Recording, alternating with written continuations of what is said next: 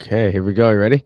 Yeah. All right. What's going on, everybody? Wilson here, your spiritual hype man. Super happy to be back, and I'm super happy to have a special, super special guest on the show. His name is Jeffry Kowalesky. That is my brother. Absolutely happy to have my brother on the show. This is your first time being on the show, right, Jeff? Yes, sir. Say what's up to everybody, Jeff. What's going on, everyone? How you doing? Let's go. This is exciting. Actually, I'm happy. I'm happy that we get a chance to actually do this on the show. For people that have listened, they've definitely heard me speak about you. Definitely heard me speak about growing up. Definitely, definitely have heard me talk about mom. So this will be a good episode where we can reinforce and just kind of reinforce some of the things that I've talked about, and then just give your perspective on it, which I think is going to be pretty awesome. So if and basically for some people that may have not listened to the show yet, and most likely they'll listen because you're on it, right? So like you have your own following, and I'm sure when you share it, people are going to want to listen. If people haven't heard yet before, the nothing changes until you do. It's really just a way of thinking. It's a psychology. It's almost like just a way to think about life in terms of the macro level, and then how to make the changes that you want to in the outcomes or situations you're not happy with. So here's how I usually break it down. Life is just an accumulation of situations that you go from one situation to another situation over a long period of time. So from the day that you're born to the day that you die, you just go from one situation to another situation to another situation. And it's the decisions we make in those moments that then create an outcome. And so if we're not happy with these outcomes, then we need to go back and reverse engineer what was the decision we made in those moments, in those situations. And so thought, right? So we really need to figure out what was the influence, what was the thought, what was the emotion that drove that decision in that situation. So influence creates thoughts, thoughts drive emotion, emotion drive a decision, or sometimes a not deciding, which would be like an inaction of not doing something. And then that creates your outcome, right? That creates your situation. And so throughout life, that's all we do. We go through situations, make a decision, get an outcome. And then then we can reevaluate and be like, hey, is this something that I'm happy with? If not, let me go reverse engineer and figure out next time that this comes up, I do something different. And that, in essence, is life, right? And that, in essence, what we're trying to showcase with people's stories, what they've gone through, what they're going through now, and then the things that they're making, the steps or the modalities that they're using to change what they want to change throughout their life. So, Jeff, thanks for being here, and I'm again super happy that you're here. All right, so let's start. I don't even know. Just give me a little background of who you are. Recently, obviously, what you've done recently as the Army, right? And then kind of give me a little reverse engineer, and then maybe we can start talking about our influences or something that you're working through, and then we can even talk about that and go through our family, go through growing up, our influences, and then we can go from there. All right. Yeah. So, of course, I'm with the Army National Guard. 15. Thank you for your service. Thank you for your support. Yeah.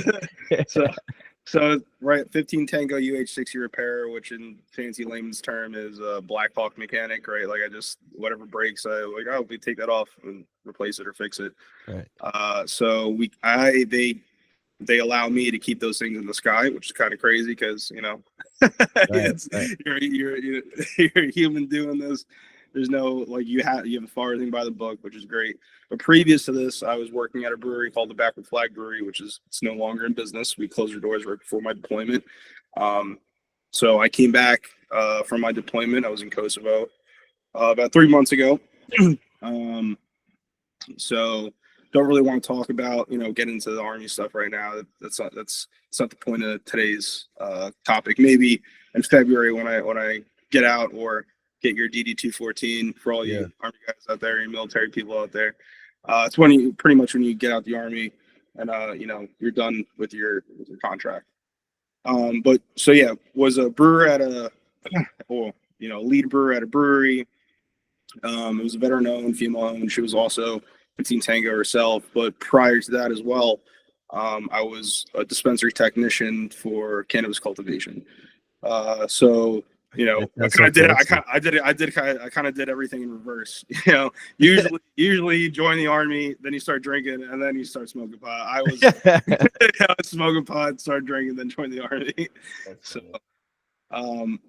but yeah, so right, the culture around being at the brewery is like, you know, of course you're making beer, drinking, and then it's like the normal. Like you wake up, you go taste the beer, you know, do whatever you got to do for the day in terms of cleaning kettles or fermenters and whatever it is. But while you're doing it, you're drinking all day, doing your thing, which is not, you know, you don't have to, but it's just like the lifestyle that you live at that point. Yeah, I would say it's the influence. Right. Well, the influence of the situation really is what it is. Right. And then, you know, mixture of like the military lifestyle where it's like, you know, that's, you know, it's a thing. Spirits is the culture. It's like, it's you're a warrior. So again, you know, you celebrate life and death with, you know, a spirit. So, and right, like that's generally what this point of the podcast is when I came back home, I was going a little crazy, right? Drinking a little too much, to the point where it was every day, where it was in excess, and you know, wake up with anxiety, like not knowing what you did the night before, you know, checking your text messages, apologizing to people. And it's like, how many apologize before it's like, all right, man, like you're either a piece of shit or, you know, you don't, you know, you got to figure something out. Yeah, I've been there. I've had that similar feeling where you wake up, you're like, fuck. And, you know, especially like riding a motorcycle, you know, going out and having a few drinks. It's like the point is not to get hurt or arrested, right? So I woke up one day and I had woken up on the floor of my own kitchen, which my house isn't that big. So it's like, you know, 3 steps from the kitchen is my bedroom. It's like if I couldn't make it to my bed, there's a yeah, so, you're doing something wrong. You're doing something wrong, right? So I woke up and I was like, I don't want to do this anymore. See, all right. So wait, let's slow down. So you literally just woke up and you were like on your kitchen floor and you're like, what the fuck am I doing here? Yeah. And then you kind of realize you're like, oh shit, I drank way too much and I couldn't even make it to my bed. What Yeah, was that feeling? Like, so if you were to you know, like figure out what that feeling is and name it, you know, what was that feeling? I guess, like, you know, sorry, Zoe is feeling a lot better. But yeah, like, I guess like an epiphany, right? You know? Yeah. Like, what was it? Were you like upset? Were you hurt? Were you disappointed? Like, I was like all those things. You know, yeah, I was one. It's like sad, my fucking like, head hurt. Right? Yeah, I was like, you know, upset with myself, disappointed with myself. Give me 1 second. She wants camera time. That's funny. Because here's what happened. Like, I feel like, and I've heard this throughout episodes when I talk with other people too. Like, we tell the story, but so I feel like sometimes we forget to like take a second to like encompass the feeling, and that's what I like to get from most people, because like that, I feel like, again, that feeling. You're breaking up. Yeah, can you hear me? That feeling. Hello? Yeah, I'm here. It's your Wi-Fi. You may have to reset your. Can you hear me now? So you shouldn't have picked up Zoe. Mic check 1 2. All right, so I'm gonna wait for you to get back, but I'm gonna keep talking so hey, you know, the podcast goes on. But I feel like that's through everybody's story. It's like we tell a good story, or we can tell like these references back. But I also feel like sometimes we oversee the feeling, like we just kind of tell the story without the emotional tie to these certain situations. And it's fine. It's not that you have to be, you know, so highly emotional on that time, specifically every time you tell the story. But I think for me, I feel like when we do reflect, it's important to, like, right, especially for this, to like figure out what those emotions were, and then how did those emotions really drive the decision to do something different. So yeah, so let's wait for Jeff. There he is. Mike, check 1 2. You back? Yeah, I'm here. Okay. Yeah, probably. So yeah, so we were discussing. All right, so we were discussing the emotion that you were going through. Can you hear me? Yeah, I can hear you. Okay, your audio sounds a little bit different now. see here. Let me get a mic check and we can keep going, I think. Can you hear me better or worse? Worse. Definitely worse. Worse, definitely worse.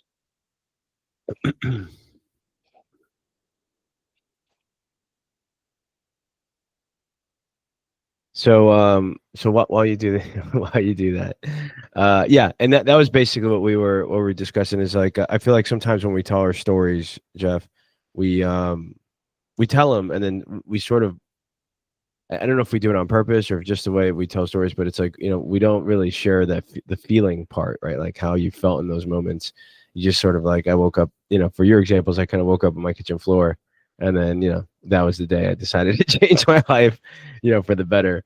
But I feel like, what was that feeling? Because that feeling was definitely the driver, right? Of like, okay, I don't want to fucking do this again because it makes me feel X. And that feeling is really what I feel leverages people to make a good decision and for people looking to make changes, right? So sometimes I feel like some changes are easier than others based on the value that we give it, right? So for you, it probably would be the way you felt in life and health and all that stuff in terms of what you want to be, where you want to be and how you want to feel.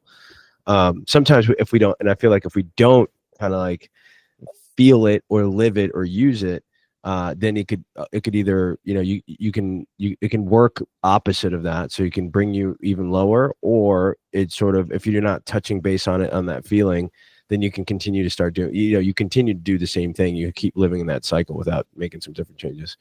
So yeah, so you back? You good? Let me get mic check 1 2. Yeah, I'm good. Can you hear me? Yeah, I can hear you. That's good enough. We'll keep rolling.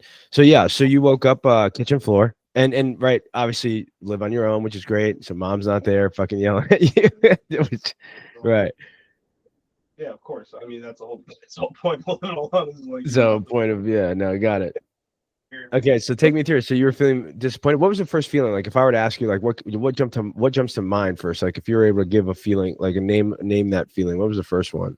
Probably Outside of like yeah, like 100% disappointment. mm, And like it's just exhaustion and then confusion as well. It's like what am I doing here?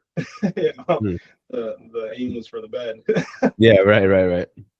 So yeah, I mean like that was the biggest thing was probably disappointment with like within myself. It's just like, man, like what I said to myself was like, you got to stop doing this. It's like you're 30 years old, you're a fucking man, you're not a kid anymore. Like no one's here around you, you're not at a house party. Like you went out, you came home and decided to polish off, old granddad 114. You know what I'm saying? And it's like, for what reason? Like, why? I don't. And the laughter, I asked why. It's like, yeah, like really, what's the problem? So, I had to recalibrate. Yeah. And I had to, look deep within myself and figure out what the hell's going on, which I've been doing, meditating, working out, reading books, um, trying to find like another source other than like, let me go and get shit faced every day, go out and spend hundreds of dollars for no reason, given I go out, and do that anyway for like donations in terms of like veteran organizations, stuff like that. But it's like I don't have to go and have a beer. Yeah. I don't have to go and like drink 30 beers to get my money's worth, quote unquote, right? Yeah. So um really you're just like I had to figure it out and get the snakes in my brain, screw my head on tight. Now, like I gave myself a goal and the first goal was like, oh, I'm gonna go 3 months. I'm gonna make it until I'm like out of the military and like not drink until then. But then I was like, you don't really have to have a time frame on things. Mm. You do things the way you need to do them. Like if you're good after 2 weeks, you're good after 2 weeks. If you're good after a month, you're good after a month. If you're good after a year, you're good after a year. But I've seen immediate changes within this past month. Just my energy, my happiness, in terms of my mood, energy for working out, and then like seeing my body change as well. Like I wanted to get back to what I was, 6 years ago, 5 years ago, 180 pounds, ripped, shredded, rock climbing, killing climbs, not even Yeah. having to read them, just just flashing them. Yeah, and for people that may not know you or may not watch the video on YouTube, which I would encourage you guys to watch the video on YouTube as well, even though most of our listeners are on the audio, Spotify, and all that stuff. Jeff is like a solid brick house. He's like a big fucking solid just block of mass. Like, you know what I mean? To like be able to climb the way you were climbing 5-6 years. Yeah, super impressed. I remember when you were doing that quite a bit and you were sharing that. So like, it's almost like yeah, it's almost like a Brock Lesnar look, right? Like if you were like a Brock Lesnar climbing walls, that's kind of what you were doing at 180, you know. So super impressive, you know, for people that may not, just to get a visual of where you are, where you were, and then where you are now. But okay, all right. So you made that decision. It's been about a month. Has it been hard for you to not like drink, or was it harder last week, or was it? It hasn't been hard at all. Mhm. I mean, like I haven't had the urge. Like I stopped and didn't have the urge. I still have 2 beers in my fridge, garage beers, Mhm. lying. Uh, my buddy came over for Labor Day. We decided to, go out and just drink here with ourselves, go on the town, just hang out. And then yeah, I mean, I left those 2 beers in there, like being like, yeah, you can have those. No one would know if I drank them, right? But Right. I would know. Yeah. Like my own conscience was like, man, you're fucking piece of shit. Like, Yeah. you told Right. yourself to do this, right? That's cool. You didn't do it. And I had bourbon on my table and everything. I haven't touched it in a month. But I will say though, today at the point of this podcast, I was out. I did a fundraiser for vet work, with sponsored by Anon Nights, and there's a guy I saw from the brewery that old vet, old cool dude. Go over say hi to him, and a whole bunch of my friends are there, and he's like, "Hey man, gotta buy you a drink." And I thought about it. I took it all in. And I was like, you know what? I think it's time to reintroduce it and see if I could be moderate with it. Like this is the time to test my intestinal fortitude. Yeah, It's that's been about a crazy. month. Right. It's been about a month. And I honestly nervous, like Yeah. nerve wracking. Like my knees started shaking, my hands started watering. I'm like, yo, like like am I getting excited, or am I like nervous that I'm gonna like not stop today? And then my buddy Tom, who works at vet work, he came Hey, hold over. on. And then you woke up on your kitchen floor again. No, No, it's no, no, okay. no. Well, I'm just kidding. no. So my buddy Tom gave me the idea for like sober September, quote unquote, right? He came over and he was like, you're gonna have a drink. I was like, yeah, I think it's time. He goes, remember, you're the one in control. Mm-hmm. And I was like, that gave me the power of like, let me have this one drink. Literally lasted me all day. Like didn't even freaking finish it. Took the rest of it out. I was like, there's nothing really to this. Like I don't Yeah. need it. And the reason why I took it is because he's an older gentleman. I was like, you know what? I'm not gonna disrespect you by saying no. I could, and I don't think he would have taken it as a disrespect, but Right. old vet, old military, it's just what you do for each other, and that's just part of like that mentality from back then, right? So, I took it, and I don't feel anything of wanting it still. It's like Mm-hmm. I don't feel like going back out. I don't feel like drinking the ones in my fridge.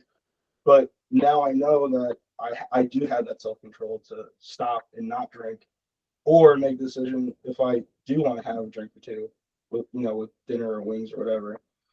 And I was talking to my good friend Tori, the one who owned the brewery, and she was like, when your moment is to test yourself.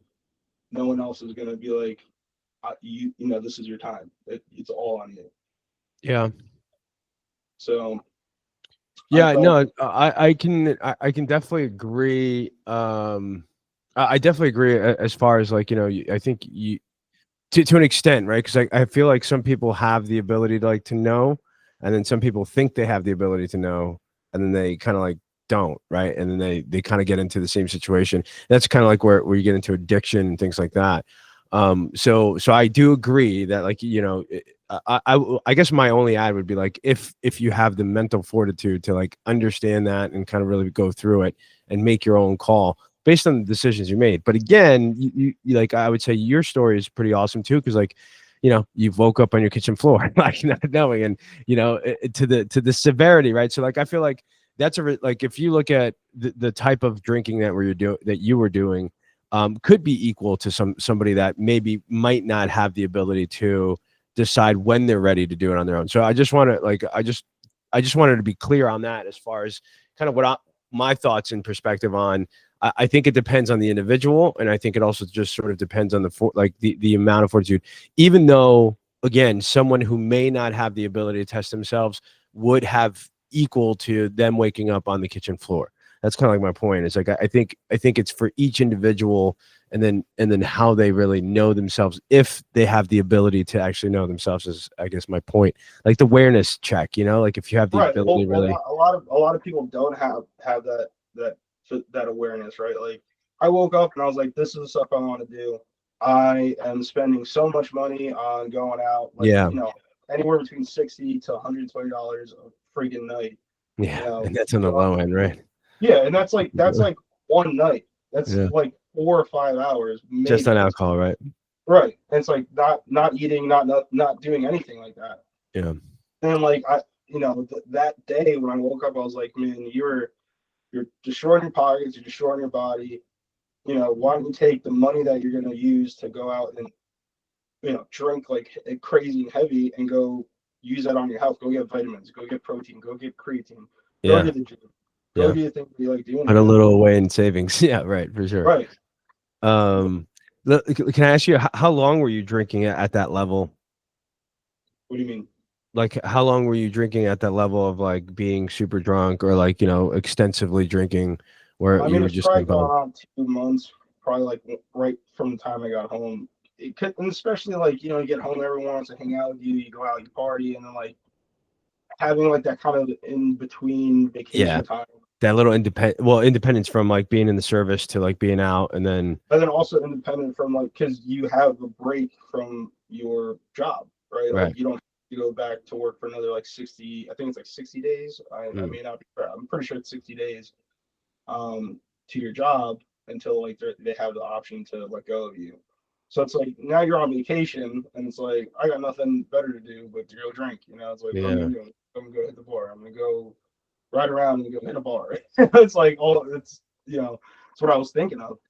Um, Now, where do you think that came from? Like the thought of like just your I guess automatic response was to go drink. Do you think that was from obviously being a brewmaster, being in that sort of everyday drinking, partaking, and then did that also come from, again, this is where I want to touch base of maybe family influence, like seeing pops.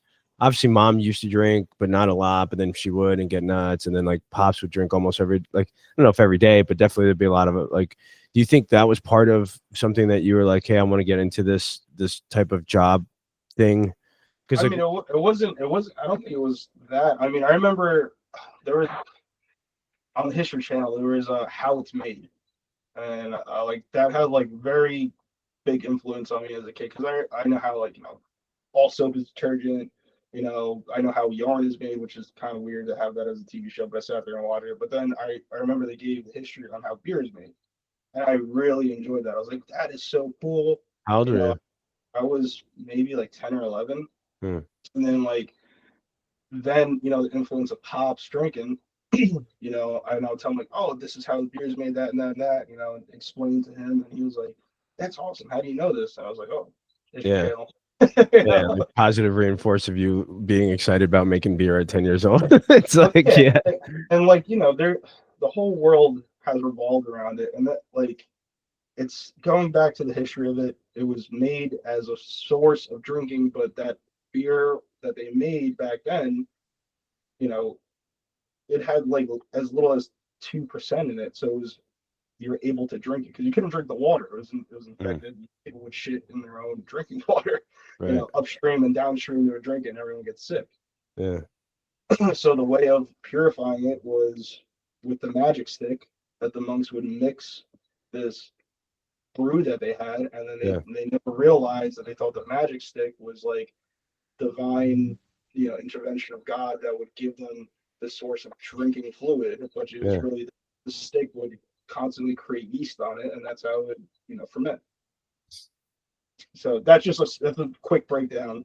I could really get That was into it. your historical Yeah, history I channel could really get into it, snippet. but I'm not going to nerd out on it. No, Really, yeah, so no, it's cool. Well, you obviously brewed it for a while, so no one's testing that. It's just more of a question, really. Like, really, I don't know if you've ever really kind of look back a question like, where did this influence of like yeah, I making mean, beer come from? absolutely. Like it's familial. It's I remember going out to the Lobners and everybody. I don't want to name them by name, but I just did.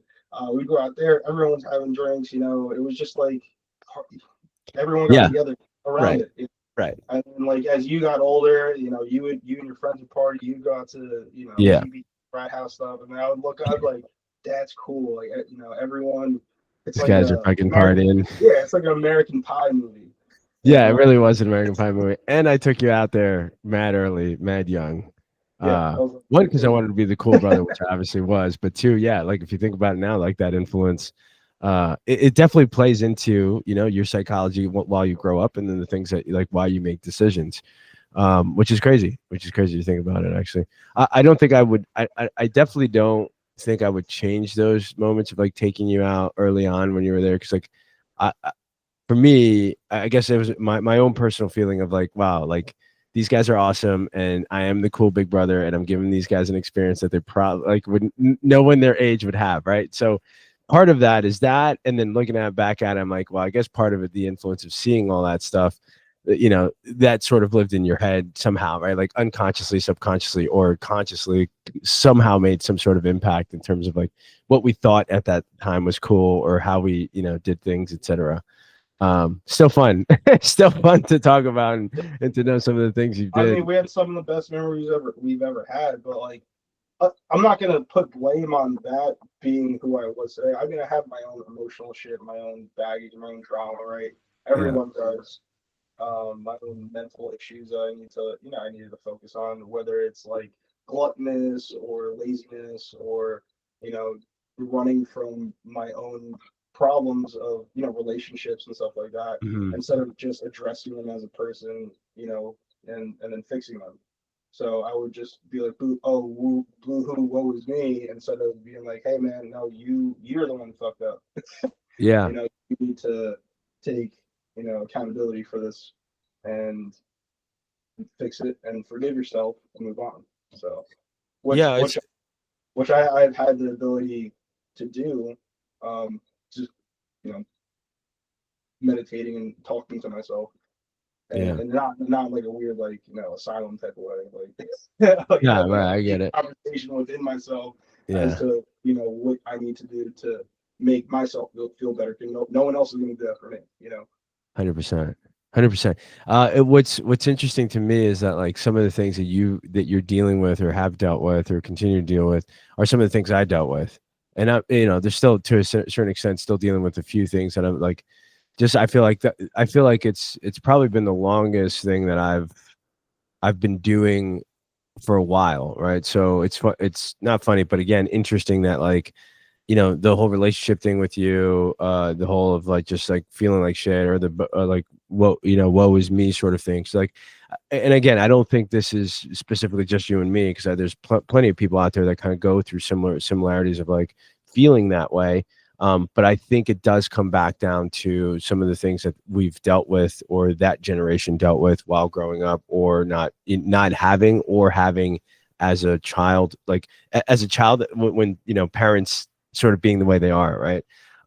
So one of the things that I've been working on, and I've been more aware of in the last maybe year or 2 years, is just the being in that flight or fight mode all the time. So just there hasn't been, like, I've realized that there weren't a lot of times or days that like I was even keel. It was either like I was in some sort of stress mode, fight or flight kind of thing, and just being like, yeah, whatever needs to happen needs to happen. We've got to go, and we're gonna go. Like, and that's still, I think, the biggest thing I'm working through, to kind of slow my roll down, be present without having all these thoughts in my head of like what ifs, what can'ts, et cetera, et cetera. But I've realized that it's a lot of what like grow like even before you, like it was a lot of like even when mom like would say like, hey, I'm gonna be home by 3, right? When we were little, like 8 years old.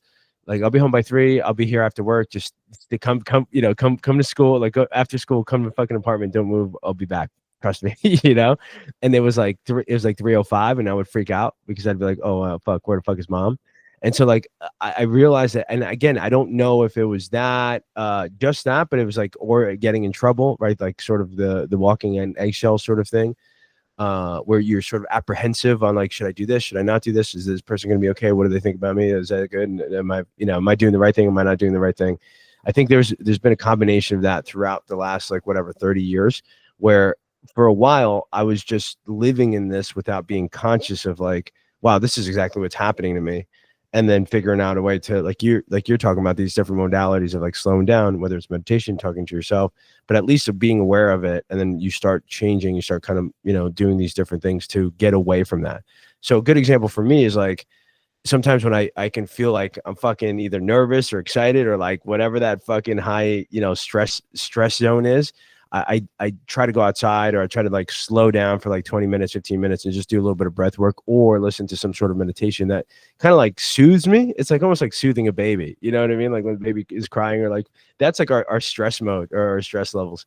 So for me, it's like being soothed. There's been times that I had to like kind of tell myself like, Wilson, you're okay, man. Like there's nothing wrong with you. You know what I mean? Like you're good. Like just chill the fuck out before you have a heart attack. How does that hit with you? Like, what's your thought based on? I 100% agree with the fight or flight. I mean, like for so long, you know, it's always been that way, and I attribute to like probably more or less getting in trouble, right? Because like there was always things like if you did this, you got it. If you didn't do this, you got it. You know what I'm Right, saying? right. Or it's like all these people know who your parents are. If something happens, you're in trouble. Like if you're out acting them up, you're in trouble. You know, like Yeah, and like there's no taking the risk of having fun because you know that risk is going to lead to your ass getting whooped. You know? yeah, right. But like right, going back to having that anxiety, right? Like today, like when I was going to have that drink, I got shaky, got nervous, right? I'm like, I feel like I'm about to get in trouble. Like I'm doing something wrong. Yep, yep. But I have the power to control. I have free will. I Yeah, have the ability to be like, nah, I'm good, or like, you know what? I'm gonna accept this. I'm gonna take it, but I'm not gonna lose my mind, right? Like yeah, I have the ability to be like, nah, man, you broke yourself back, broke yourself in. So I agree that I think it's more or less, you know, that mode of like protecting yourself and inadvertently trying to protect yourself, right? Subconsciously, yeah, uh, you are hurting yourself. yeah. So you're not right taking the time to enjoy what's going on around you. You're like you're trying to just get it. You're trying to get whatever scenario you're in done and over with, so you can either go home and relax or it not be in the scenario of anxiety, which is Right. putting you in that. A You know, 100%, bro. Yeah, 100%. And the more and more I realize, I'm like, dude, that's just how, you know, and again, I'm sure it wasn't there. It wasn't, you know, obviously we're talking specifically mom because Pop was a little more even keel. And I think that was a good balance to help us out, not be good, not going fucking crazy all the time. But I feel like that has been something that like throughout, we haven't been really too conscious. Like, wow, that's come from being little, bro. Like being little and like, you know, it's some shit, you know, like, all right, so here, we haven't even talked in a minute, like we haven't queued anything. Sometimes, right? Like on the weekends, how would you, right? Like remember the weekend where it's like, oh fuck, we can go to school. Like, were there times that you were not looking forward to the weekends growing yeah, up? yeah. Because Right. like So I have to stay on all day and then make sure I don't fuck up because you do something wrong or you're you don't do something right. yeah, you're walking on fucking eggshells, right? Pop, you know, pop. So me, Mark, mom, pops, and you know, Mark's boyfriend went out for Mark's birthday, Yeah. and I was jokingly talking about getting my ass whooped. You know, you getting your ass whooped, Mark Yeah. not getting his ass whooped. Yeah. Not getting But like once or twice for sure. And then, and the thing was, Pops was always a savior, right? Like he'd come Yeah. home from work and be like, "What the fuck," Yeah. like This is not how you do it. Right. we're dodging belts, we're jumping under tables. You're sitting there, taking hits like a fucking champ, or like Yeah. we're behind you. And it was like, it's funny to look back on, but it's Yeah. also, it's actually not that, it's not that funny. Right. It's It's kind of fucked up, but yeah. but you gotta laugh at it though, like, Yeah. because, and on top of it, I don't think I'd be the person I was today Well, of if course. Of course. that didn't happen. I Yeah. feel like Totally different people. I feel like I'm stronger as a person because I was able to forgive Mom. Yeah. To this day, whatever it is, it's not, it's I don't hold that anymore. Mm. I don't hold the anger towards her anymore, or whatever it was. I guess like disappointment in terms of seeing, talking to people and like trauma dumping as in terms of like a joke. Right. Everyone like kind of like stops and stares at you like you're a fucking weirdo, and you're like, oh, you guys didn't go through that. Like that wasn't your childhood. And you're like, to us, it's you're trying to make a joke and make light of it, kind of, put it out of this evil context, which it wasn't the intention. The intention was to create good people, but inadvertently creating people who have fucking problems with being in a crowded room. Exactly. Right. And doing the right thing, and is everything okay? And it's like, fuck, man. Like, yeah. Is that fucking nuts when you think about also, it?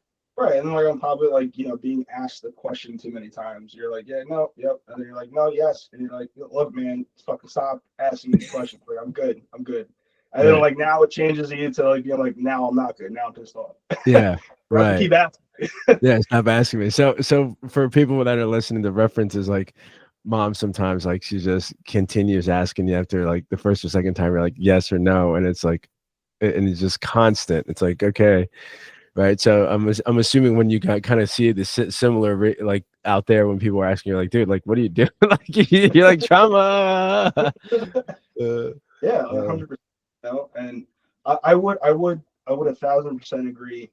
On the fight or flight, and like it comes down to even protecting each other, right? Like we would be out and about, and it was just like hyper vigilant of like, you don't fuck with my brother, and we won't fuck with you, right? Like we're just like, yeah. And that primarily showed when I was younger. When I ended up going to the juvenile detention center for protecting Mark. Yeah. So background story: fractured some guy's eye socket because he pushed my brother to the street when car was coming. Yeah. Well, which was crazy, which was crazy that like you stood in as like the protector, and then you were the one that got in trouble. And I remember that time. And I always like mention, I was like, well, it'd be crazy if it were, if the outcome was different. And I'm kind of happy. Well, I don't want to say I'm happy that you went, to juvie, but I'm happy that Mark didn't get fucking crushed by a vehicle. Thanks to you, right? Like, because like it would have been different if like you would have retaliated if Mark got hurt, retaliated, then there would have been like I don't think you would have, I think the other person would have gotten in trouble versus you retaliating for whatever, right? But the fact that like you stood in to protect Mark was like definitely the basis of like who you are as an individual, and I think who we are like as a together, you, me, and Mark as like a group, we're always going to want to protect each other from things that aren't good. So yeah, that was crazy. And that was nuts. So Jeff, take me a little bit through that. Like, how old were you? I was 13. I was 8th grade. 13, 8th grade. October 14th, which ironically is my alive day. So also background story. I died in a motorcycle accident. October 14th, 2018. Wow. So you just have to stay home October 14th. That's coming up. So just stay home. Yeah. I'm definitely not in this house. Me and Zoe are cuddling up. Just make I'm sure shutting off the breaker to the house. Like I don't want no electrical fire. Yeah, just like I can get a bubble or something from Amazon or something. Well, I don't even know, man. Like just stay put. Have Mark watch you. Hire Mark to watch you. So yeah, we can talk a little bit about that, but to take me through like I guess the way you were feeling, like take me through how you were feeling at that time, because like you ended up going to juvie for a little bit, and then I feel like that. So the way I see it, like just kind of looking back, is like I feel like certain situations like that, and then Oh, obviously, it 100% resonated with me, like in terms of, and stayed with me in terms of memory, right? So yeah, I remember this to this day, right? So this is at the time the mom and pops were getting a divorce, right? okay, This is when we're losing the house on Martul. Um, we lost a childhood home due to the housing crash of 2005. in And 2008 or five, uh, oh, maybe in 2007 actually. 7, yeah, going into 2008, because 2008 was when it next happened, yeah. Yeah, so we got dropped off at a friend's house. So this friend that I had that would take us and we would walk to school with, another friend of his, who was the bully at the time, would get dropped off his house also. And it was always like I try to be like one in year, one in one ear out the other, in one ear out the other with this guy. Try not, just leave it be. He doesn't touch you, you don't touch him. Because it Oh, was a so it was change. just it was constant, like just like saying Yeah, shit. yeah, it was all the time, and at the time he would always pick on Mark. Mark would talk his shit back, whatever, but it never got physical because I think he always had this thing of knowing that I was there. Uh-huh. Well, I think one day he wanted to test his luck. We're on the way to school, and this is the time they made us wear uniforms, and Mark's collar kept popping up, Hmm. and the kid's like talking to him in this voice of like someone who has like a mental disability. And this is Mm. the time Mark had a problem with his speech impediment. Yeah, speech impediment, right? So the kid goes to grab him, he throws him into the street, and the car's on the way. Thank God the car is sort of out the way, but I was standing right there. And Wow. within a split second, I was like, I get to unleash all my anger of Yeah, everything that's going on in my life, plus you fucking yeah, with me. And yeah. this is gonna really hurt. And like this was in a split second. I just went boom. I remember I hit this kid so hard that like it sounded like you smashed a rock on the ground, Oof. like blacking of like rock on cement. Yeah. And then he bent over and grabbed his face, and I was like, I just will Right. finish it. so I kind of let everything that I had loose on this guy, You just and fucking rolled on him. yeah, I mean, I hit him two good times with I remember two punches underneath, hit him right in the face, and then I threw a knee, and he went flying like a Mortal Kombat character. Yeah, It's yeah, kind of yeah. comical thinking back on Federation. it. Right, I was right, like, right, right, right, right, right. as a Not at the 13 time, but for kid. sure, like Yeah, he I'm got thinking his back on it, right? he Because I'm got his older he's now. got he got his he got his 3-piece is what he got. Right. So, and And fries. at the point, from what everyone in school would have told you, would have, he came up to me and said he got what he deserved because he did this to everybody. Yeah, right. Um, but I'm also not going to put past the trauma of like what makes a bully, right? Like, because there's obviously something that happened to him to make him that way, right? 100%. 100%. So it's like His it's not influence, his parents, most likely right. dad, mom, something. It's not like he was born and it was like I'm gonna fuck with every kid. Yeah, There yeah, are some of those bad seeds, but it wasn't him. right. Right, me growing up and understanding that. So I had the ability also to forgive him in the past. But ultimately, what happened to me is I ended up going to school. I remember it was in Mr. Blackmore's class. They called over the radio, Jeffrey Kowalesky, the principal's office. They obviously knew what happened Yeah, already. So it yeah, was like, what? And I was like, yeah, I punched him in the face. I hit him twice, twice bent over, and I threw a knee. And it was like they were awestruck. They're like, "Oh my god, you hit him with a knee!" This, I was like, "Did you not hear the part of him pushing my brother into the street when a car was coming?" They're like, "Well, that yeah. doesn't matter because you fractured his eye socket." And I didn't realize I hit him so hard his eye actually popped out from it being held into his head.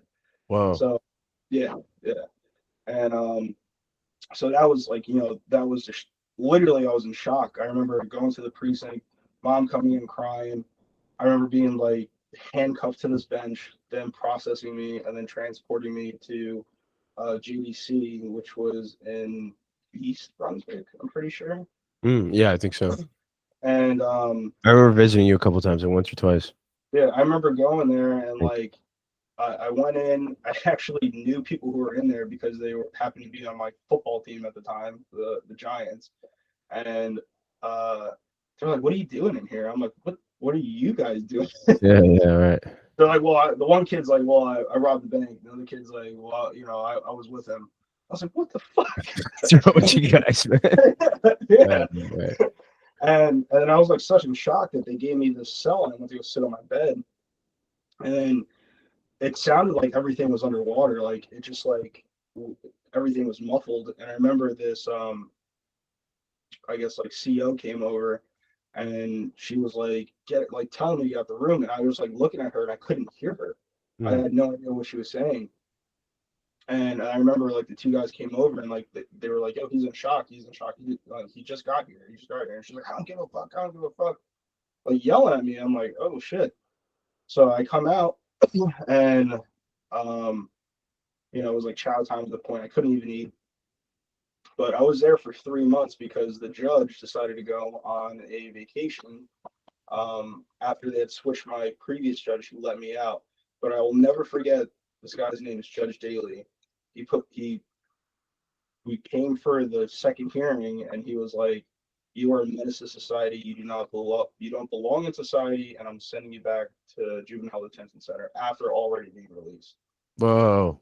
Yeah. So Whoa. yeah. Dude, I don't think I had that full story yet, or I don't remember, but goddamn, dude, like that's crazy. So you had all this hope. You're like, oh wow, okay, I'm good, I'm out, and then all of Yeah, a sudden they're I like, was like the justice system, right? They know right from wrong. They know yeah, who's and then all of a sudden you get told like, yo, you need to go you're back. You're going back yeah. in. Like they were like, Especially psych, nigga.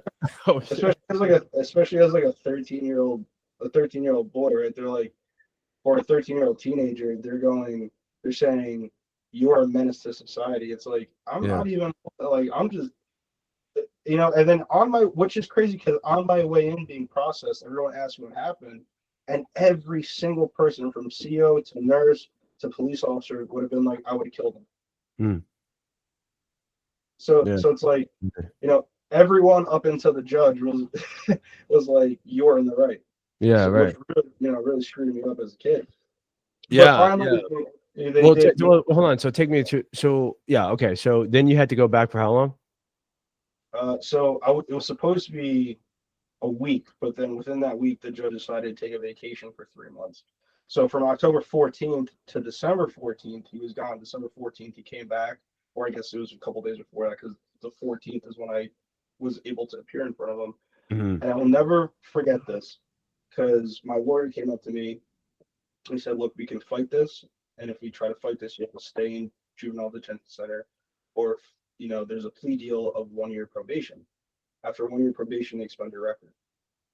He's like, they did an investigation. They found out that the kid was actually the instigator. They did interviews with people in the school. They found out that he's actually the bully and been suspended multiple times for fighting. Mm. But there's a probability of you being, convicted by this judge. Yeah. And he was like, just take the plea deal. He goes, I know who this judge is. Take the Yeah. plea deal. And the judge was a pretty harsh judge. So I took the plea deal and they did the whole, stand up, everybody, this and that, blah, blah, blah. And I will never forget what he said. He goes, consider this an early birthday present. Mm. You get to be released 2 days early before your birthday. Mm. And I was like, as if that was a gift. Mm. Like it was just like it was crazy because it's like, that's where like my fear for, again, a secondary like fight or flight's like my fear for doing anything wrong Yeah. at all. Yeah. And then like flash forward, to present day, alcohol helps me like not have that Mm. nervousness so Mm. much of like, oh, you're gonna get in trouble. Yeah. Yeah, and that's a great point, Jeff, because I feel like I've seen you. So a couple years ago, like throughout before you left to go, in the service, um, could you? Uh, so I guess what I'm saying is like I've seen, because I've also played that out where like I sort of turned into this thing where it was like I don't give a fuck, I don't give a shit about anybody else. I'm just gonna go do me, and I'm gonna go do it how I want. I don't care what people are thinking, right? Because like it was the opposite of like being fucking nervous or being scared or like the opposite of that, right? Yeah, it And took all everyone, your inhibitions away, what's that? right? It took all your inhibitions of like, Yeah, like you're like there's been moments in my life where all of a sudden I've decided, I was like, you know what, I don't like, and it when I was fueled by like alcohol and like, you know, overuse of drugs, right? Like there is this like thing of separation where you don't have to worry about it too much and everyone can go fuck themselves. I'm gonna just go do whatever the fuck I want. And to a certain extent, it feels good because like you don't have that external or internal fight or flight mode. You just have I'm fucking yeah, I'm just gonna live my life and do my thing. And Right. and I realized that you were going through some of those stages throughout your life, but I realized I think it was like not 2 3, maybe it was like 2 or 3 years ago, something like that, when we came out and we hung out like 2 or 3 years, whatever, we were in Jersey or something like that. And you just sort of came in with this like I don't want to say persona, but it was like a way of being where it was like you just didn't give a fuck and you just kind of like did whatever you wanted to do and told everybody to go shut the fuck up. And to a certain extent, that there was like, to me, when I reflect back on it, I was like I was kind of caught off guard for a little bit because I was like, man, I've never seen Jeff in that demeanor, like, because like you've always had, it's almost like, you know, the way that you are is like a respectful, like you sort of listen and talk and then, you know, you kind of, but what I'm referencing again, it was just this moment where I was like, man, that's not really like the Jeff I used to like. I remember as far as like the way he is with people.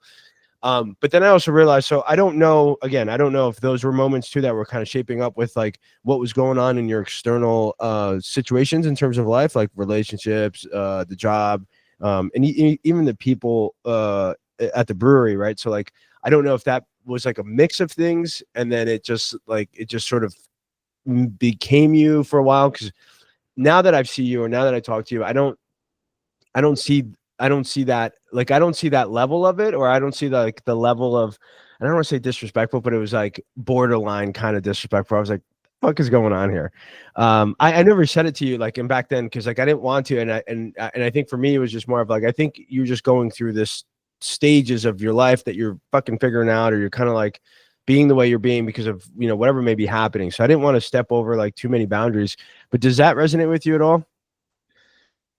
Yeah, I mean, like in terms of like the whole disrespectfulness, I would say I ended up creating like a secondary persona, like a Dr. Jekyll, Yeah. Mr. Hyde thing, Yeah, right? that's exactly what it was. That's what it Because felt like. like Mr. Hyde is protecting Dr. Jekyll Yeah. inadvertently causing harm to Dr. Jekyll, right? Yeah. So, and then like at the same time, it was like I didn't, I was tired of being the nice guy, right? Mm. You know, I think a lot of people go through that. You know, right? Like I you, was tired of like getting you fucking give and sent give and off, give. stomped on, saying yes to everybody, but when I Hmm. fucking need you, you ain't there for me. So like, I was fatiguing out, exhausted. I was having emotional fatigue, right? And I was just like, you know what? I'm gonna say what I'm feeling and what I'm thinking. Yeah. And like, if you don't like it, you can go fuck yourself. That's how Yeah. I, I was like, I was over the yes, let me be nice to you. You're probably gonna give it back to me. So like at that point in my life, I was like, you know what? I've never expected anything for anybody, but I give more than what I get. Mm. So it's like I'm not gonna give anything anymore, even the the niceties that Mhm. we enjoy in our everyday life. So which I do and I don't regret because I allowed my inside voice to come out and say the shit that I need to say. At the same time, the people that want to be there and understand it are still here, right? They're Yeah. still my friends. But the people that can't handle the nice Jeff and the good and the Mr. Hyde, right? The Dr. Jekyll and Mr. Hyde, they can't Yeah. handle, you know, there is going to be a time where, sure, yeah, I'm going to slip up and say some crazy fucking shit, you know, and like I'm going to lose my mind, which is fine because everyone's allowed to have that. We're humans, we're not robots, you Yeah. know. Or like I'm trying to be more logical as a person, but in terms of like being this solidified piece of matter, it's like no, like I want to feel things. I'm Right. not gonna start pushing things down like I used to. Yeah. Yeah, So good. Now, you know what's crazy for me? It's like I find sometimes when I do that, like, and I've had different cycles of that where I'm like, you know, extremes. Some are somewhat extremes, and some are like, you know, a little bit tamer as far as like I'm just gonna fucking be myself. Like I'm just gonna tell it the way it is because sometimes sometimes I bite my own, you know, like I sort of reserve back, you know, in the way that I'd like to say some either for someone to get it or hit. But is it true that like, or do you feel like when you did that, there was almost like a level of respect giving, like, or there was like a level of more people paying attention to what you were saying or how you were saying, when you weren't taking like, you know, when you were sort of being more assertive in that way? yeah, I absolutely do. Like I said, right, there's positive and negatives to it. Like the negative is like sometimes like I say off the wall shit, and people are like, "Man, that guy is fucking nuts. Like he is, he's losing his mind." But there's other times where I'm like, I say whatever I need to say, and people listen, and they're like, "Oh shit!" Like there is a reason and a method to his madness, Hmm. or like, I'm not gonna fuck with that guy. I'm gonna just stay the fuck out of his way because he's on his own agenda. Hmm. And that's kind of like what I wanted because I was tired of doing things for other people, you Yeah. know, and like that again, that was, most of it was alcohol influenced, but at the same time, I allowed that to happen. I Yeah. wanted it to happen. Yeah, of course, because like I'm right there with you because it's like for how long and how long, you know, for how long and will you give and give and give until send someone, you know, someone gets upset and sort of fucking freaks out or break something, you know what I mean? And I think you're right, like, and I think that's been cases for me and obviously for you where it's like you're just like I'm just gonna go say what's on my mind, what's in my feelings, and you know people can either like it or not like it. Now I think so. I think that's important, right? So I feel like the point of that is like being right. People have being authentic to your feelings, yourself, who you are, comma. And I would say now that we know or we've gone through certain history or certain things that we've done, I think being authentic is the key, right? Or like having that feeling of like I'm gonna truly tell you and share with another human being or another person in this situation how I feel my feelings by without feeling reserved or without feeling like I'm doing something wrong.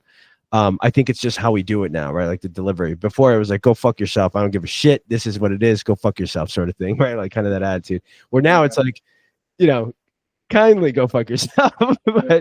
but this is how I feel, right? So instead of, you know what I mean? Like I feel like the better we get at the underlying message that we speak to people or how we speak to people, that it is our authentic self, it is how I feel, it is what I'm passionate about, and not having to think about am I right, am I wrong, is this, am I offending someone, like that walking on eggshell thing when you go to have these interactions.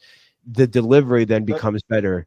I uh think that I think that's also where like it partly stems from, right? Like it's like we've been walking on eggshells for so long in our life that like at that point, there's a point where I was like, enough's enough. yeah, I'm not doing this anymore. yeah. Like I have the ability to be like, yo man, I don't fucking like you. I don't like you. That's it. Right? I Like, know, man. to that your that face, I'm gonna Yeah, tell you, I don't fucking like you. Get the yeah, fuck out of my face. Let me enjoy my beer. You know, yeah, and like that's how I was operating. yeah, And some people loved it, some people hated it. yeah, That's how I was operating, and inadvertently causing harm, but also protecting myself at the same time, which is yeah, like it's like a double-sided sword, the catch 22. yeah. That's a great example because that's something I actually look up to you on that because I'm like, man, he has the ability just to tell someone to go fuck off or in a way, obviously you said probably go fuck off, but just to be that direct and then that truthful to someone if you don't want to talk to him. I was always like, man, that's something that, Jeff has, like, is like, I've always had an issue with that. I've always had an issue to be like somewhat confrontational with someone and telling someone to go fuck themselves. Unless like kind of like what happened when you snap, right? And I think that's a little bit different. But to be able to do that in the way that you do it, or just speak your truth, is always something I'm like, man, that fucking Jeff, go Jeff, like in the background. And then also, but on the flip side, right, it's like I'm always looking for acceptance, right? And Mhm. I Yeah, kind of likewise. noticed I noticed that about myself. Where Yep, like me too. some people have come up to me and be like, "I don't like you," right? And it's like, now I'm gonna make you love me. Yeah. I'm Okay. gonna do everything in my power to make sure that you love me as a person, and you Yeah. look at me like, and that see that guy there, I fucking wish I'm him. Like, Yeah. and it's worked. That's actually how I became really best friends with my friend Trevor.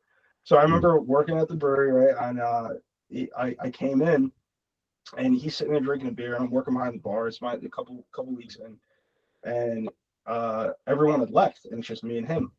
So I had bought boots online, combat boots, thinking that they're gonna be black. They should have tan. And I guess like it did something to his mental because I think he thought like I was trying to like, be like, oh, I'm this person that I'm not. So I remember him being like, I don't like you, and I'm like, well, I'm like, why? I didn't do anything good. I just don't like you. And I'm like, okay, well, I'm gonna make you love me.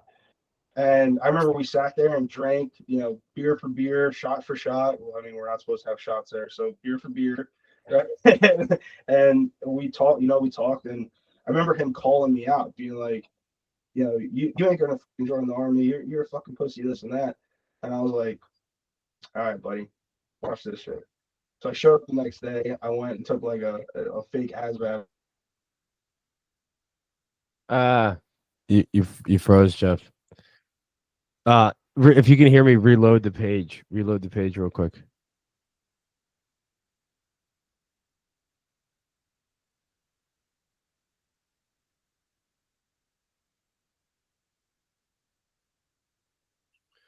All right, so we're gonna wait for Jeff again. There we are. Mic check 1 2. I can hear you now. Okay, so you're sitting with Yeah, sitting yeah. with your So I'm homie. sorry, I keep losing connection. I don't know what's going on. Go on. So yeah, so right, talking shit, whatever. I went and I ended up going and actually doing the whole ASVAB, and then going and signing my life away without telling anybody. And I showed up and I was like, "Yo, check this shit out." Yeah. And he was like, "Holy fuck!" He's like, "I didn't think you were that crazy." I go, "First of all, don't ever challenge my fucking manhood, and second of all, I always win my fucking bets." And then from that point forward, he like respected me. Yeah. He was like, "Man, this Yeah. guy's not fucking around," Yeah. and we just became best friends off of that. Just from that. So it's like, again, right? um Positive and negatives. So Right. uh but it, like, I've always done that. Like, I've always looked for acceptance, and like back then when someone didn't accept me, I just was like, oh well, I guess I'll just feel bad. But now it's like, no, I'm gonna do my best to make you like me. So Mm. but at the same time, if I don't like you, you're not gonna change my fucking mind. So Change that fucking mind. That's funny. Yeah, no, I would definitely say it's great to know you and to be your brother. Like it's you made a huge impact in my life for sure. Even as a little baby, they probably don't even remember.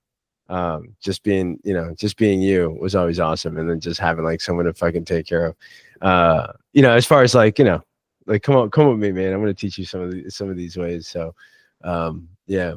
I feel like there's a couple. Okay, so I guess we can talk. Okay, well, let's just talk about where you're at now. So 30 days out, you had your drink. Now, what's your thought about changing, moving forward as far as the drinking and what are you working on right now as far as with the drinking and then maybe the mindset stuff? so I mean, the drinking really is just like, I just didn't want to do it every single day, right? I don't want to have it control my life to where it's like I dread waking up, I dread having to, go like just get up and do anything. I just didn't want that to have a control over my life, Mhm. because I knew that I'm able to do so much more. And like physically, or I look at myself every morning, like I was trying to go on a diet. I was doing whatever I can to like feel fitter, feel better, and I wasn't losing any weight. I wasn't seeing any definition of my muscles, and I'm like, there's got to be something. So I was like, you know what? Let's stop this. So that's one of the reasons, right? That's one of the reasons. But um, I'm seeing my old self like kind of absorb back into this body of a blob that I have now. So that's like, I'm seeing my abs again. I'm seeing Yeah, definition of my muscles. positive reinforcement for sure. Right, right. That's yeah. So, but as far as the drinking, like I just didn't want it to control my life, and I also didn't want it to become a habit where it's like, or right. For example, I want to go to a place and everyone's like, "Oh shit, it's Jeff. What's up, man? How you Yeah. doing?" Yeah. Yeah. Instead of like walking into a bar and someone being like, "Oh fuck, this piece of shit walked in," you know, because like there are people like that where Yeah. like you're sitting at a bar and you're like, "Fuck, this motherfucker is gonna be Yeah. obnoxious and ruin everyone's fucking night. I gotta Yeah. get." Yeah. Right, like I don't want to be that type of person. I want to Right. be like everyone's like, "Yo, man, what's going Yeah. on?" Right. And You're like going hanging back out. to acceptance. Yeah. Right, Yeah. exactly. Yeah, again, right? Going Yeah. back to the Yeah. full circle. Yeah. Huh. That's really about it, you know. Yeah. And I'm right there with you. I wanted to catch it before it got out of control, because Yeah. of course, like it ran in the family. Abuelito, right, our grandfather, he had a problem for a long time, Yeah. and it was not good. Yeah, dude, it was not good. And there were stories that I heard when I went back to Colombia recently that I was like, I was just shocked. And it kind of like changed how I saw Abuelito, honestly. I was like, holy shit. Like Yeah, but yeah. yeah, he was a fucking he was a fucking, you know, Yeah. animal. But he Yeah, was yeah, he was definitely an animal, definitely alcohol abuse, and definitely mental and physical abuse to the girls. He was very right. upset that he didn't have any sons. Tons. Yeah, and that made him like really mad for some reason, really resentful, which is crazy. So here's the thing: it's like it's crazy how like that word resent, like whatever that encompasses for people, like it can travel generations if you don't acknowledge it and then fucking work it, right? Or like Right. work through it. Because right, you and I both share that sort of resentment with mom, and then I'm sure there's some sort of resentment amongst everybody in that fucking family somehow. Like there's some sort of always some bullshit or some nonsense where I'm like, Yeah. I don't even know what the fuck is Bro, happening. hold on. A side story. So Yeah. Mark's birthday, we were joking about how mom used to Oh call. yeah, so you were talking about this, right? She used to call Tia and our aunts and our cousins and be like, "I'm gonna call ICE. You guys are gonna get shit back to Colombia," and like Oh hang up wow. the phone. Yeah, Do wow. you not remember that? No, I don't remember Like, yo, that. You it's used like, to do that, or yeah, she would torment them. You know, no way. they were getting arguments, and mom would call and be like, "I'm gonna call ICE on you," and then just hang up the Wow. phone. And like, it's like, it's going back to that whole resentment thing. Like there was, I'm sure somewhere at some point there was like favoritism, right, Yeah. between Abuelito and the girls, and our mother and aunts. Yeah. So like, I'm sure that whatever happened, and that whole thing, now it's funny to talk about, right? But Right. at the time, I'm sure it was, these people are coming here, our cousins are coming here, and they're afraid of getting sent back Right. because they had an argument with mom. Yeah.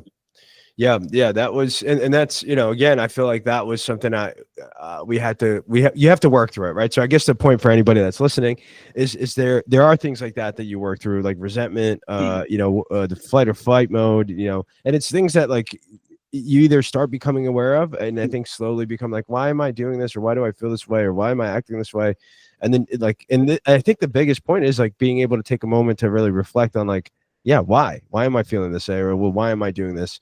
And I think for us, breaking that resentment has helped me, and I'm sure it's helped you when you were talking about kind of like forgiving mom for the stuff, the bullshit. And I've shared this before on a podcast where it took me 30 something years to realize, I'm like, well, she probably had a pretty shitty childhood or had a tough childhood, and then she came here and then she needed to do her thing, and at 19, 20, 21 years old having a kid, would I have done equally or better? And then I realized, I'm like, nah, probably not. I was like, all right, well, Yeah. mom. So around that time where because you had enlightened me on that, right? Like, Yeah. because I always had a chip on my shoulder. Yeah, 100%. Well, of course, we all did. Right. So I remember one day you had came, and I think it was just you, me, and Mark. I don't know if we were driving or if we're hiking. I can't remember what it was. Mm-hmm. But you had said that exact thing to me. It's like, what would you have done better if you were her? Mm. And I was like, oh shit. Yeah. Like, yeah. Like, I don't know, and probably not. Like, she fought through all that, all that abuse in her childhood to make it to America. Yeah. And give us this life, Yeah. And and there's times where like I'm like, man, they should have, I remember back in, when I was younger, I was like, oh, they should have given us this. It should have been so much more. But like, she gave us everything she got, Yeah. So, that's crazy. It's crazy you say it that way. And she gave us everything she got, which is crazy because I've never heard it that way either. I never processed it in my own head like that. And that makes perfect sense too. which it's everything she's got. And the crazy part, if you play the American history story, right, like the Right. crazy part is you then came and then served for America. So like, Right. it's fucking nuts. Like, it's a very proud moment that I'm sure, like, I don't know if I'm sure mom's very proud, but I don't know if she's connected it that way. And if we like at some point, I'm gonna hit her with that truth. No, she's very, I mean, she tells me all the time she's very Yeah. proud. She obviously, from when I was very young, I remember watching what's the movie with Tom Hanks, the Saving Private Ryan, right? Okay. Yeah. So I remember seeing that. I remember I would build like the forts behind the couch and like Yeah. pretend I was like in a bunker type. Yeah. Do all that. Yeah. And Yeah. she You would was like, dress up as the silver guy too, like yeah, the Civil War shit when we used to yeah, go. like a soldier, right? Yeah. Doing stuff. Yeah, Actually, cute ass Jeff, man. For people to know, I used to be like a fucking model baby. I'm like this fucking cute ass, this cute ass kid, man. Yeah, and so I mean, Mark. right? Like, Yeah, and sorry, but Mark. Just kidding.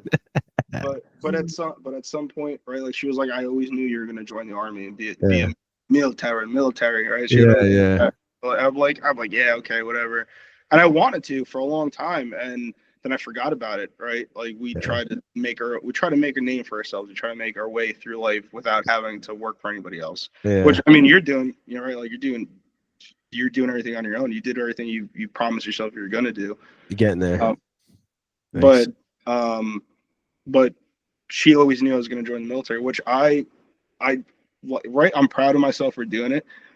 I could say I've done it, and by meeting the people I met by moving down here, down to South Jersey, working for the brewery, meeting these veterans, it reignited my patriotism, Yeah. right? Wanting to serve and, do something more than who I was at the time. Yeah. Which, I thoroughly believe I have. Not a lot of people could say that I did what I did. Yeah, 100%. I'm super proud of you. I fucking love you. Thank you. Love you too. Yeah, yeah. You're my boy, Blue. You're my boy. Yeah, Jeff. I fucking love you, man. I love you very, very much. Like it's insane how much I love you and Mark, obviously too. But yeah, you're the fucking homie.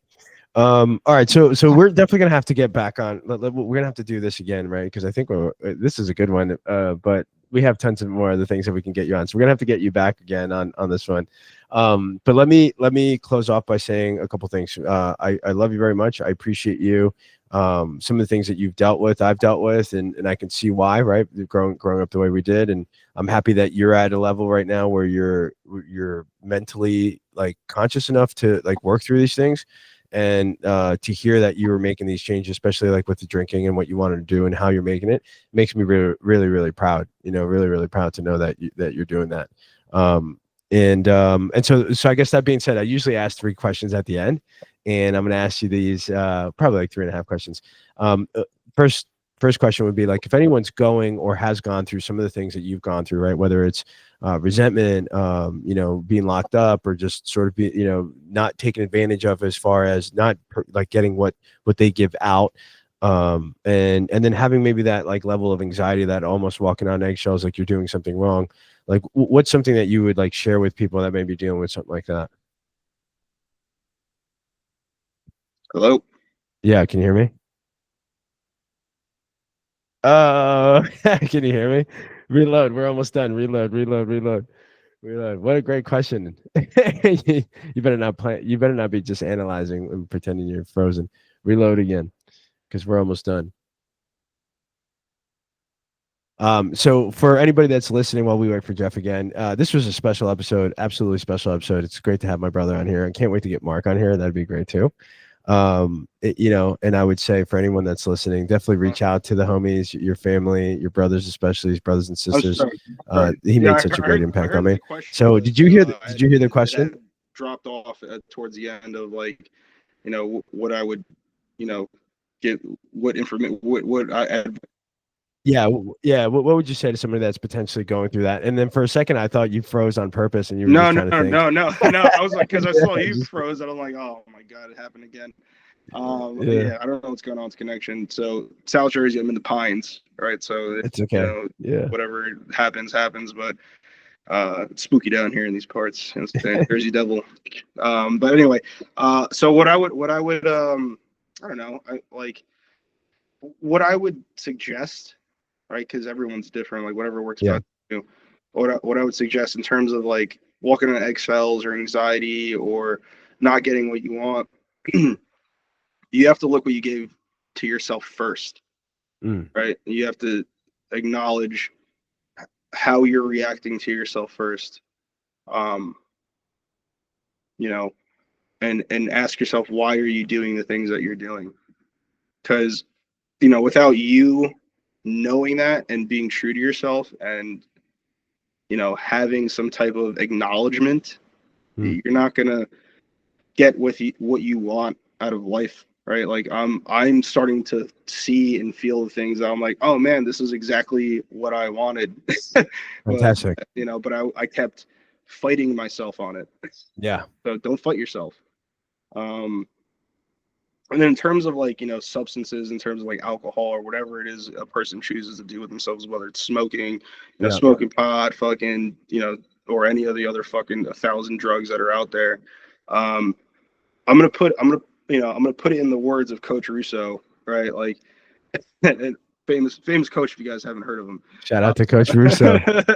uh, so it's like, right, like you have the ability to stop. That it's not, you can't control you. And this is his quote: "If you don't mind, it don't matter." Right. So Mm. it's not a thing. It's not going to control you. Don't let it Mm. control you. You are the living, breathing, thing to this world. Yeah. Just 'cause You're the controller. right.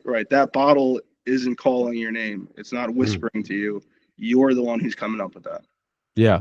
You know. Yeah, and if you, and I would say if you have the ability to do so, just like you said, kind of ask yourself, why am I doing this? Right. And why is it worth the why of why I'm doing it, and like the result ultimately? Because if you like you said, like you wake up, you find yourself, you're like, fuck, I have to send these apologies. I don't know what I did. It's like, do you really want to keep doing that? Right. Like it's funny because like with me, sometimes alcohol now, it's like yesterday I had like a I don't know, like El Jefe margarita, whatever. It was just one, but I just same thing. Like at night afterwards, my body digested it. In the morning, I'm just like, I didn't need it. Like it was fine, but like then your body has to recover. Like, and then Right. if you do more than that, it's like the recovery process. Like you feel like shit, then you have to drink mad water, and it's just, and it like slows you down a little bit. So it's like that's even my reason now why when I'm in there, like when people are like, hey, do you want something to drink? Usually 9 out of 10 times if I go out to dinner, I don't usually get a drink. I'm like, I'll just grab my water, or I'll ask for like bougie water. I'll be like, let me get your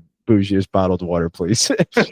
um, which is pretty funny. But dude, really, really, really great feedback and perspective on you, man. I really appreciate that. So, okay. So next question is, what is your biggest regret so far in life? It's a good It's a good, question. thank you. Uh, It's a people. It's a great yeah. question, man. Yeah. I think my biggest regret in life is probably not forgiving myself for not understanding and taking the time to realize why I was so self-destructive. Mm, mm. Wow. It's fucking beautiful, Jeff. If you were here, I'd give you a hug. Big fucking hug. You big fucking bear. Look at you. That's awesome, Jeff. That's super sweet, man. What a great perspective. Can I share with you one of mine? What's that? One of my biggest regrets? Yeah. Putting my hands on you when we got into a fight. Yeah, it's cool. Like fighting with you, putting my hands on Pops. The one time I fucking suplexed him, Yeah. and Uh, and then in general, okay, so those were the first two ones that always popped into my head. And then I realized, I was like, like that, obviously because we're so close. But then I realized then it was like a category of like physical violence. So like my physical violence, I think, is my biggest regret. You Pops being one of the top people up there. And then everybody else, like in terms of the relationships that I was, especially like people that were closest to me, girlfriends, for a while. So that is some like absolutely to this day my biggest regret. And I wish I would have done things differently, or acted on things differently. So yeah, so I just want to let you know that those are always when I ask the question, like those are always the things I fucking think about. I'm like, fuck, I wish that never would have happened, and at all. So I wanted to share that with you. Well, they did, and I forgive you. So Yeah. I always have. So Yeah. Yeah, that was terrible, man. Yeah, it's just such a bad day. Such a bad day. well, we've grown up. We've grown from that. So, um, and I regret it too. There's no, we were always supposed to protect each other. There's Yeah. never any fighting. Of course, it's just that I would dwindle down to like animal fucking DNA, right? Like going back to like survival, like testing each other's Yeah.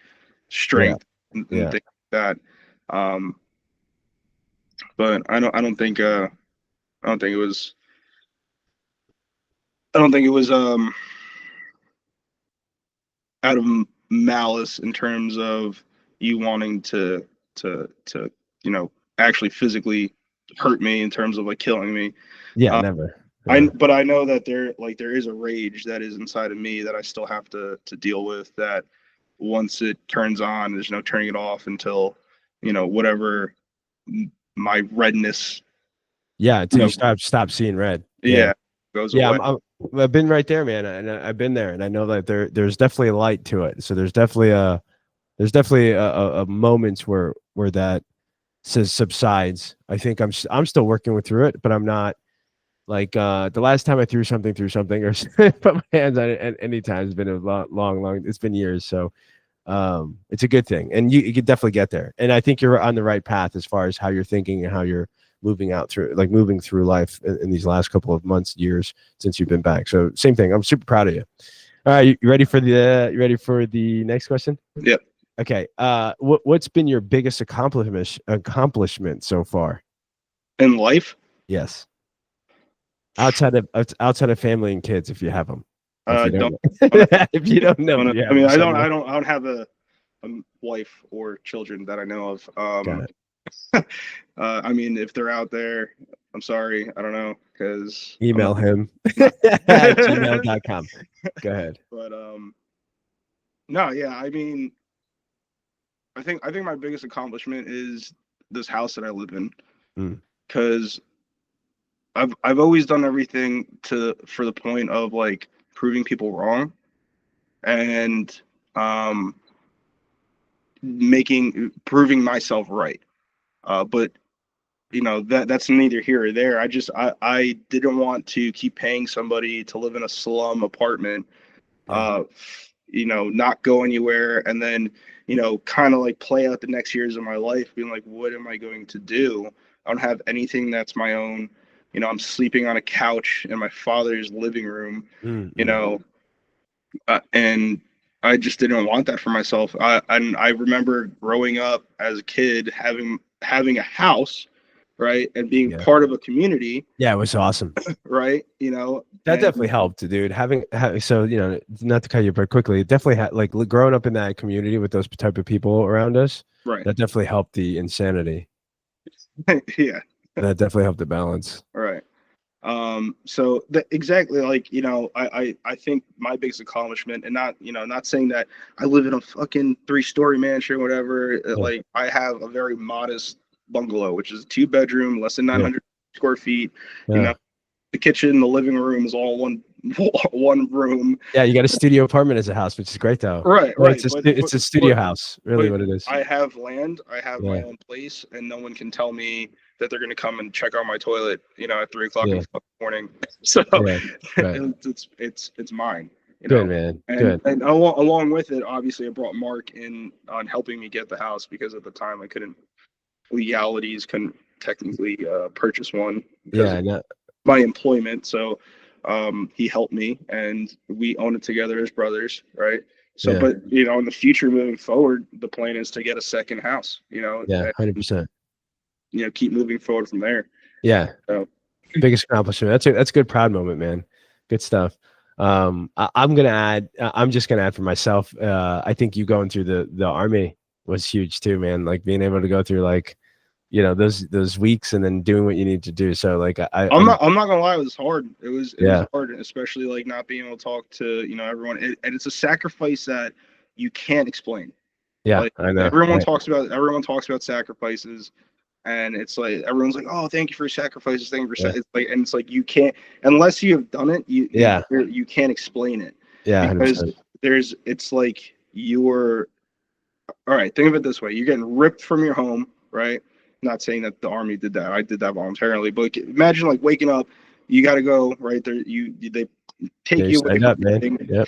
for a year, right, or longer, and then everybody's life is continuing to move forward, but you're being forced to sit and do the same thing every single day Yeah. for a year, and then all of a sudden they're like, hey, guess what? We're going to place you back into what everyone is doing, and now you have to act as if nothing happened. Yeah. That's crazy. So That's crazy. and you're missing chunks, like you don't know time points that happen. You miss birthdays. You come home, your dog is older, right? Like To save your little dog. simple things like that, right? Like Right, simple right. that. It's like what it's those things that doesn't seem like a lot when you're telling that to somebody unless you Yeah. experience it. Yeah. Unless you experience it. Right. That's cool. Yeah. So definitely be grateful for those moments that you have, even if they're small. I like it. Very cool. Yeah, bitch, be grateful. Well, All right, and then all right. So last question for you. And I think we touched base, unless maybe it's something different or maybe there's like more depth to it. What's one thing that you're working on changing right now for the better?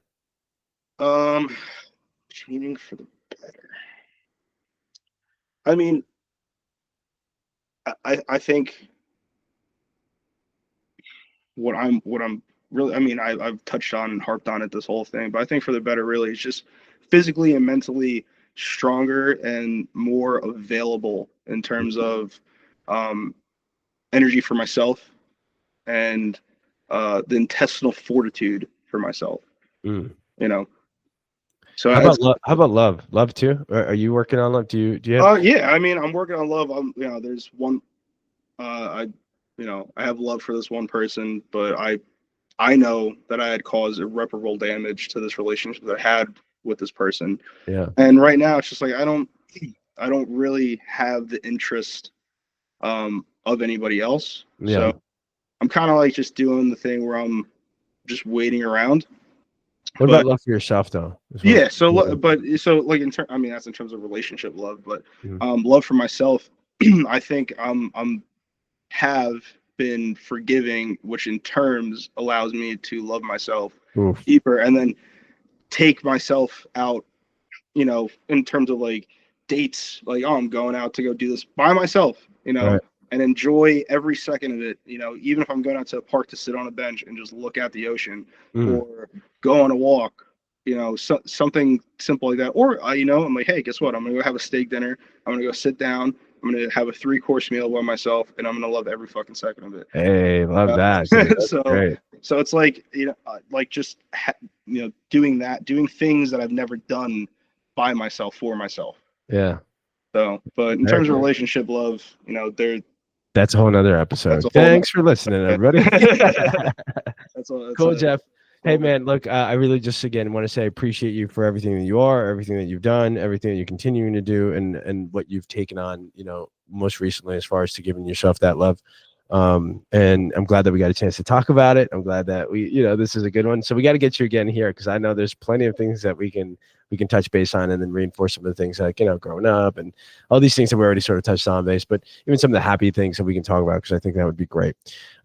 So guys, thanks for listening. Again, remember it's all in our heads. We just have to change the way we were thinking, the thoughts in our head at the time, either do something physical, go outside, do some push-ups, maybe jump in the ice bath, listen to some music, punch a punching bag, do something that changes what you're thinking about and then alters the body. And after that, I promise you'll start feeling a lot better. That's right. Go climb, and if you don't mind, it don't matter. Yeah, if you don't mind, it don't matter. So thanks you guys for listening. Don't forget, nothing changes until you do. We'll see you guys in the next one. Peace. All right, let me stop this recording.